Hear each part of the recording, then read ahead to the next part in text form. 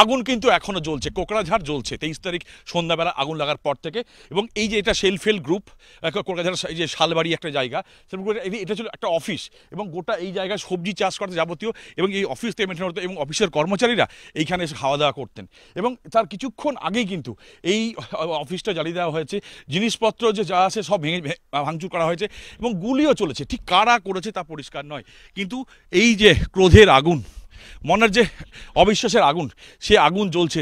এবং যতক্ষণ জ্বলে, এবং এই আসার পরে এখানে কিন্তু আধা সামরিক বাহিনী তার অনেকক্ষণ পরে চলে যাওয়ার পরে এখনও পর্যন্ত গোটা এলাকাতে আধা সামরিক বাহিনী বা সেনার দেখা পর্যন্ত মেলেনি। 50 কোম্পানি সেনা এখানে মোতায়েন করার নির্দেশ দেওয়া হয়েছিল, এবং সেটা শোনা গেছিল। আজকে বিভিন্ন জায়গায় ঘুরেছি, কোথাও কিন্তু আধা সামরিক বাহিনীকে প্রত্যেকে দেখা যায়নি।